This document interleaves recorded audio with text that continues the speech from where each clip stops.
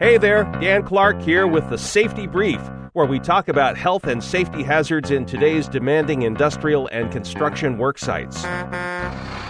Loose clothing.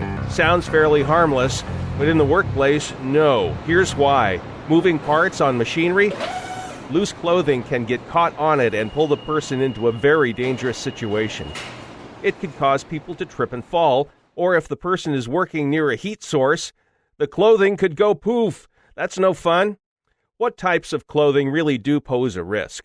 Untucked shirts, ties, loose shoelaces, unzipped or unbuttoned jackets, drawstrings on sweatshirts, and when the season changes, watch out. In the winter, hoods on coats can be a danger, and in the summer, staying cool means loose t-shirts. The best safety measures you can take are 1. Provide training about these hazards and how to prevent them. 2. Use safety signs or labels in locations where loose clothing could be a problem, such as machinery with moving parts. 3. Enforce a dress code that limits loose clothing. 4. Have a uniform. This allows the company to control the risk of loose clothing as much as possible. That is it for this episode. Come back for more tips and techniques on how to stay safety compliant in today's ever-changing landscape of safety requirements.